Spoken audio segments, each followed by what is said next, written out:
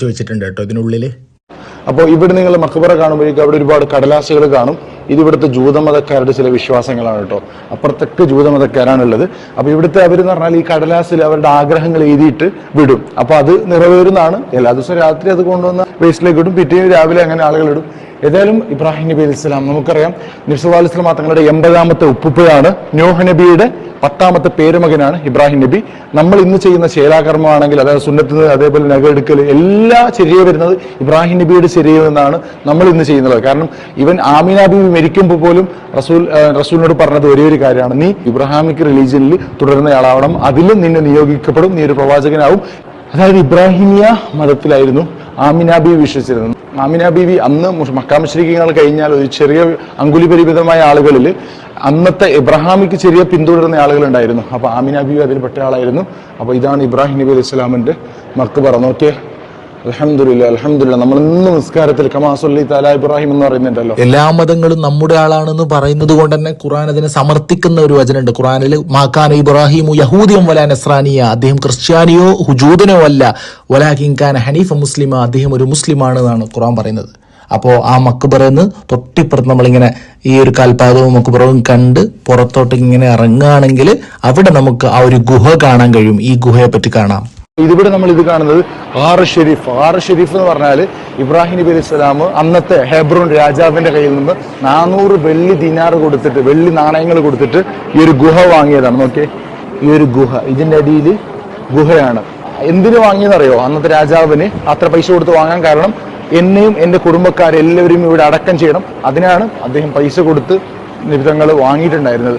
അപ്പൊ ഏതായാലും ഇതിന്റെ അടിയിൽ ഫുള്ള് ഗുഹയാണ്. ഇപ്പോഴാണ് ഇത് പള്ളി ഇതൊക്കെ ഇങ്ങനെ മോളോട് കെട്ടിയത്. അപ്പൊ അടിയിൽ ഗുഹയാണ് മൊത്തമായിട്ട്. അപ്പോൾ ഇപ്പൊ ഇവിടെ വരുമ്പോൾ നമുക്ക് ഇവിടെ വലിയൊരു മിമ്പർ കാണാൻ കഴിയും മുമ്പിൽ തന്നെ. ഇത് സലാഹുദ്ദീൻ അയ്യൂബിയുടെ മിമ്പറാണ്. നോക്കി എത്ര വലുപ്പമുണ്ട്.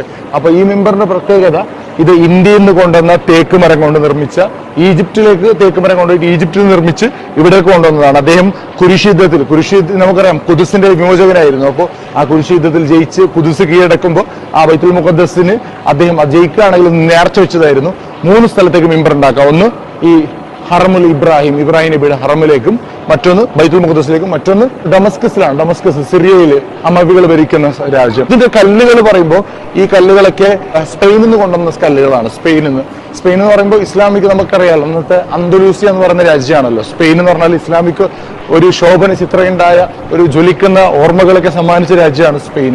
ഏതായാലും ഇവിടെയൊക്കെ മക്ബറകളാണ്. നിങ്ങൾ മറന്നുപോയോ എന്ന് എനിക്കറിയില്ല, നമ്മൾ കാണാത്ത ഒരു പ്രവാചകനുണ്ട് ഇവിടെ, അതായത് ഇസ്രായേൽ നബിയുടെ മക്ബറ. അതിപ്പോ ഇസ്രായേലിയുടെ കയ്യിലാണ്. നോക്ക്, അപ്പുറ സൈഡിലാണ് യാക്കൂബ് നബി അഥവാ ജേക്കബ് ഇസ്രായേൽ നബിയുടെ മക്ബറ ഉള്ളത്. അവിടെ ഇപ്പൊ മുസ്ലിമുകൾക്ക് തീരെ അലൗഡല്ല.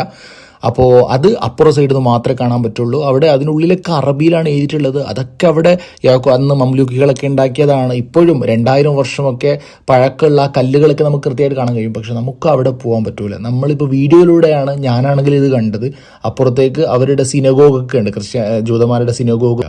അവിടെ എല്ലാ മക്ബറകളും, ഇബ്രാഹിം നബിയുടെ മറ്റൊരു സൈഡ് ഇവിടെ നിന്നാണ് കാണാൻ പറ്റുന്നത്. നമ്മൾ അപ്പുറത്ത് കണ്ടല്ലോ നേരത്തെ, അതിന്റെ ജനാലിന്റെ മറ്റൊരു ജനാല ഇവിടെ നിന്നാണ് കാണാൻ പറ്റുന്നത്. റമളാനിൽ നിസ്കരിച്ചുകൊണ്ടിരിക്കുമ്പോൾ നടന്നൊരു കൂട്ടക്കൊല നിങ്ങൾക്ക് ചിലപ്പോൾ ഓർമ്മ ഉണ്ടാവും തോന്നുന്നു. 1994 ഹെബ്രോൻ കൂട്ടക്കൊല, അത് ഇവിടെ ആട്ടോ നടന്നത്, ഈ സ്ഥലത്തായിരുന്നു. 1967 മുമ്പ് ഇത് മുസ്ലിമുകളുടെ കയ്യിലായിരുന്നു. ഈ സ്ഥലം മൊത്തം ജോർദാൻ ഒക്ഫന്റെ കയ്യിലായിരുന്നു. പക്ഷെ അതിനുശേഷമാണ് ജൂതന്മാരുടെ കൈകളിലേക്ക് പകുതി പോകുന്നത്. അപ്പോൾ ഇവിടെ നോക്കി, ഇതിപ്പോൾ ജൂതന്മാരുടെ കയ്യിൽ, അവരിവിടെ വന്നാൽ, ഈ പള്ളീൻ്റെ അകത്ത് വന്നാലും അവർ ഈ കുത്തും പാട്ടും ഡാൻസൊക്കെ ഇവിടെ കളിക്കും. അപ്പൊ ഇങ്ങനെയൊക്കെ സംസാരിക്കുമ്പോൾ എനിക്ക് ശരിക്കും പേടിയുണ്ട്. പക്ഷെ ഇത് ആളുകൾക്ക് ഇവിടെ എത്താൻ പറ്റാത്ത ആളുകൾക്ക് അറിയിക്കുക, കാണിക്കുക എന്നുള്ളൊരു ഉദ്ദേശം കൊണ്ടാണ് ഇവിടെയൊക്കെ ഞാൻ വീടെടുത്തത്.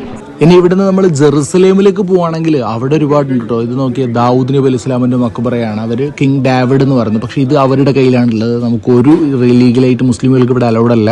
നമ്മൾ കയറിയിട്ടുണ്ട്, നമ്മുടെ ഗ്രൂപ്പിന്റെ ഫ്ലൈസ് ട്രാവൽസിന്റെ ഒരു പവർ കൊണ്ട് കയറിയതേ ഉള്ളൂ. പക്ഷെ ഇവിടെ അങ്ങനെ ആർക്കും കയറാൻ പറ്റൂല, റിസ്ക് ആണ് ഈ സ്ഥലം. അപ്പോൾ ഇതും അതിൻ്റെ വീഡിയോസൊക്കെ നമുക്ക് പിന്നീട് ഇടാം. അവിടെയാണ് മഹാർ സുലൈമാൻ നബിയുടെ ഉള്ളതും, പിന്നെ വേറൊരു സ്ഥലത്താണ് മൂസാ നബിയുടെ ഉള്ളത്. അപ്പോൾ അതൊക്കെ നമുക്ക് വരുന്ന വീഡിയോസിൽ കാണിക്കാം. ഈസാ നബിയെ കുരിശിലേറ്റുമെന്ന് ക്രിസ്ത്യാനികൾ വിശ്വസിക്കുന്ന ഹോളി സപ്പൽക്കർ, യേശുവിനെ ക്രൂസിഫൈഡ് ചെയ്ത ആ ഒരു സ്ഥലവും, അതുപോലെ ഈ ജെറുസലേം, പാലസ്തീൻ, ബൈത്തുൽ മുഖദ്ദസിൻ്റെയൊക്കെ ഹിസ്റ്ററി അടക്കം ഇവിടുത്തെ ഒരുപാട് വീഡിയോസ് വരുന്നുണ്ട്. ഒരുപാട് കഷ്ടപ്പെട്ടെടുക്കുന്ന വീഡിയോ ആണ്. അതുകൊണ്ട് തന്നെ നിങ്ങൾ മാക്സിമം എല്ലാ സുഹൃത്തുക്കളെയും ഷെയർ ചെയ്യുക, അതുപോലെ ലൈക്ക് ചെയ്യുക. ആദ്യമായിട്ട് കാണുന്ന ആളുകളാണെങ്കിൽ സബ്സ്ക്രൈബ് ചെയ്യുക. ഇൻഷാ അല്ലാഹ് അപ്പോൾ അടുത്ത വീഡിയോയിൽ കാണാം. അസ്സലാമു അലൈക്കും.